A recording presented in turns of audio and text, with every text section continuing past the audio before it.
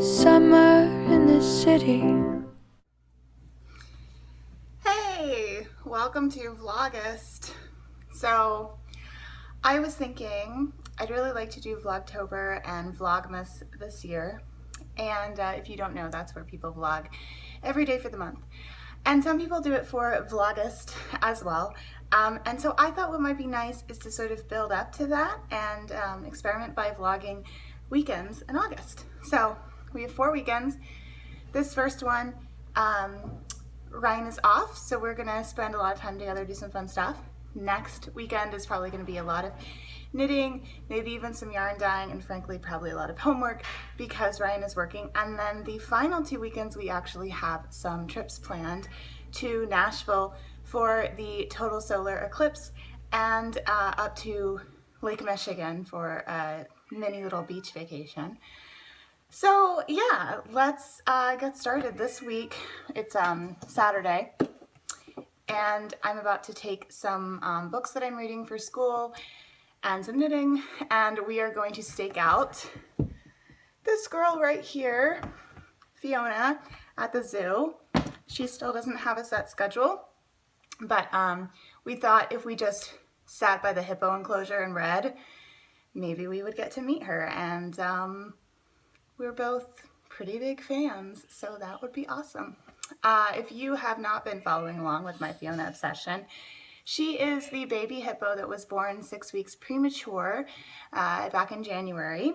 She was about half the size of like the lowest recorded birth weight of a baby hippo that survived. And she had to be raised by the humans who worked at the zoo and then sort of reintroduced to her parents. And there was just so much crazy drama with it. Like, they had to milk a hippo for the first time so that they could analyze its milk to create a formula for her. The people at Children's Hospital worked together with them in order to give her a drip when she was teething and she wasn't eating enough. And she just grew and grew, and we love her so much. So she is now 6 months old. She is living full-time with her parents, no longer up close human contact because she is already 400 pounds. She was only 29 pounds when she was born. So yeah, we're gonna go see if we can catch a glimpse of her. And then later we're gonna go see a play that a friend of ours is in. Yeah, it should just shape up to be kind of a nice, chill weekend for having fun. And I hope you enjoy coming along with us.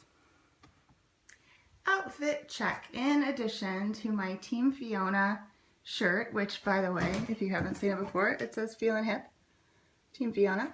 I have this sweater, which is like my favorite cardigan. I did not knit it, unfortunately. It's from Anthropologie, but it just has this really neat shape to it. Let's see if you can see over my shoulder. Then it has, there you go, like that. It's very cool. And then just some Gap jeans. And these shoes, which I absolutely love, I got them from Maria Seal's store. And I don't know who makes them. They don't have like a label on them, but I think they're just American made leather shoes. Yep. Hey, cool guy. What you doing? Summertime. Summertime. I'm watching videos of magazine. Are you listening in your earphones because some mean, grouchy lady asked you to turn the music that you were playing down so that she could record a video? It's okay. It sounds better in the headphones. Oh, okay.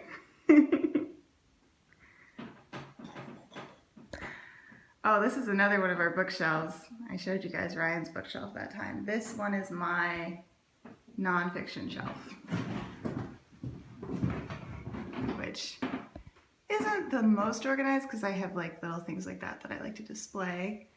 But these are film, scripts, and obviously a book about television. These are some of Ryan's old Mental Floss magazines, actually. And then this shelf is clothes and costumes. This is craft books, decorating books. And then this is my general nonfiction which really has gotten big enough now that I should probably sort it out. And these are art and photography books. We have some photo albums, another book that I just have on display because it's pretty. And then down here I have French and English. This is, in my opinion, what the breakdown of any purse should be. 97% wool, whether your whip or your cardigan, and then some books, and then a tiny little wallet on a chain for all of the unnecessary things like money and identification and makeup, you know. But really, the priority is the wool.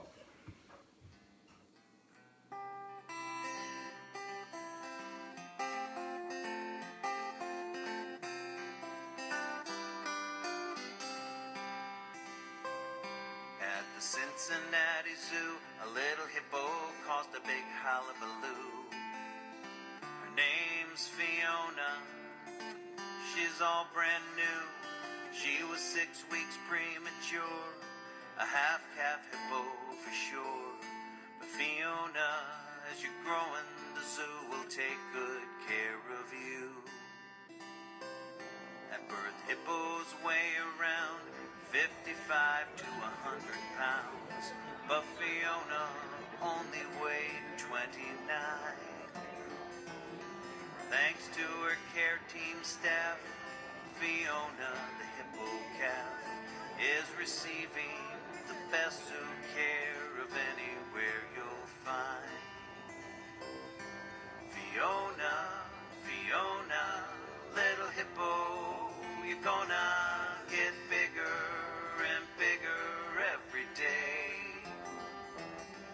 Fiona, Fiona, little hippo, you're gonna get bigger and bigger every day. Hippos like to spend their days in the rivers and the lakes. What'd you get in the mail, Ryan? What'd you get? I sent 3 box tops. I got some swag. So excited.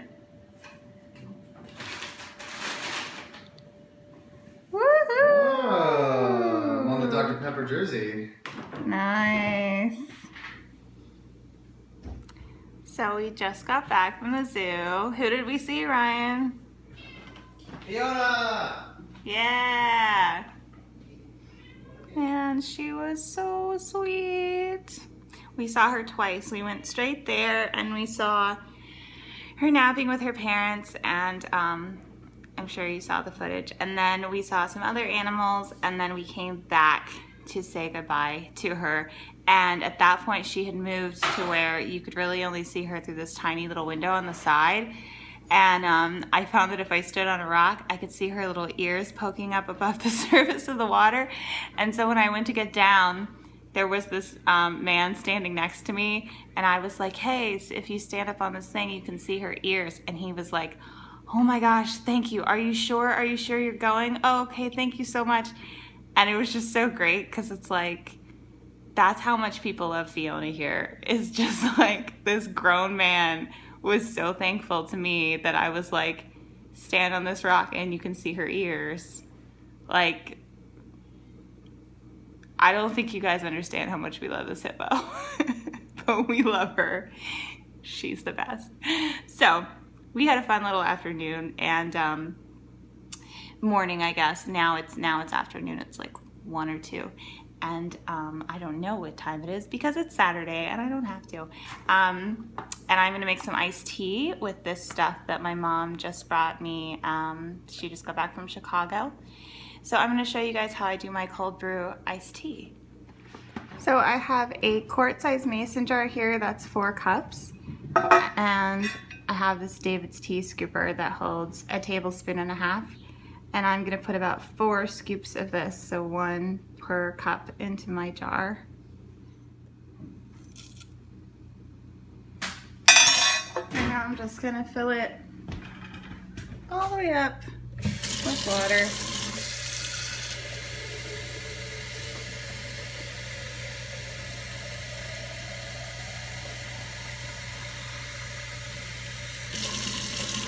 right to the top. So I give this a nice shake. Looks like that. And I'm going to put this in the fridge for about 8 hours. A lot of times I'll do this at night and it'll be ready in the morning. But right now I'm going to see if I remember to take it out before we go to bed tonight. And that's when I will strain it through a sieve and then it should be good to go. I'm throwing in some laundry, so I thought I'd show you what I do with my hand knit socks, which is that I just put them all into this little nylon zipper bag. And I throw them into a cold load, and then this helps me pull them out so they don't go in the dryer, and then I just dry them flat. So I just got in a little bit of knitting and caught an episode of one of my favorite podcasts, which is Squirrel Pie Productions. Hi, Tommy.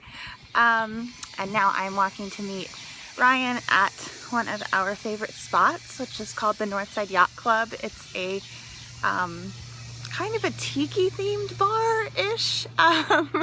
Anyway, it's a couple blocks from our house and he just walked to the grocery store and on his way back he was like, come meet me at the yacht club, let's have a drink and read our books. So I am bringing his book and some of my books and we're going to enjoy their nice courtyard and this incredibly beautiful day. We're getting temperatures in the 70 degrees Fahrenheit. I don't know what that is centigrade, but it's basically perfect. It's like what you set your thermometer, not your thermometer, your thermostat for inside. So it's just absolutely beautiful. So we're gonna try to soak up as much of it as we can. Well, Ryan is silly because he realized that he needed to put something in the refrigerator. So we ended up just walking home. I got him like halfway there. And then we just read a little bit here, which has made me very, very sleepy. So now I'm trying to take a little bit of a nap while he takes a shower and then we're gonna go to dinner. I probably won't actually fall asleep, but I can't read or knit or do anything anymore except close my eyes for a little bit. So that's what I'm gonna do.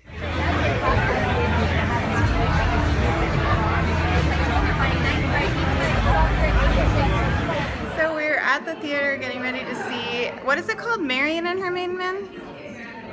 Marion, the true story of Robin Hood? Something like that. I'm a king. It's something like that. We've got costumes.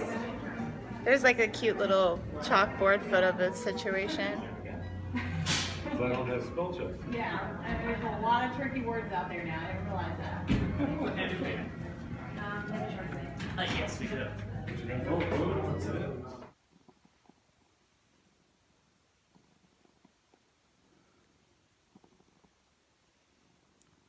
Morning. My parents just texted me to see if we want to grab some brunch in our neighborhood at one of our favorite places that just moved locations, so they've been closed for like 6 months, so I'm pretty excited. So we're gonna do that, and then we're gonna try to have as chill a day as we can. Lots of hanging out and reading. I'm gonna need to record the podcast at some point. We are gonna go and have dinner with some friends of ours, the ones who just had a baby who I knitted that Tokyo hoodie for. And then we're going to come home and see some Game of Thrones. And that'll be our weekend. So I have to show you this. This is a wall of books that Ryan built to keep Augie from jumping up on his dresser because Augie has a hurt paw right now and he likes to jump up there to look out the window. But it's sort of the highest place that he ever jumps off, so he's having trouble with his paw healing, and we're trying to keep him from doing that. And it is sort of a two birds with one stone situation because I talked to you guys about how we're having trouble figuring out what Ryan's going to do with all of his books. So this is right now his stack of books that he's going to read but has not read yet. It's gotten a little out of control. I mean, he reads really fast, so it's not as insane as it probably looks to some of you. But yeah, so now it is the Augie fortress as well as his to read stack. These are the books I'm reading this weekend. This one I already mentioned on the podcast. This is something I just decided to reread for my graphic novel course, and I really recommend it to anyone who's interested in starting to read comics and graphic novels but is sort of intimidated, or people who are fans but want to understand better the graphic elements that sort of make that art form work. And then this I just got out of the library and I haven't had a look through it yet, but I thought I might today. As you know, I have become spindle curious, although I still have not even put my hands on one or done anything with regard to that, and I certainly don't need any more hobbies taking up my time, but I am curious, so we'll see. We're walking to brunch, but I had to stop because I saw some yarn bombs that I needed to show you guys.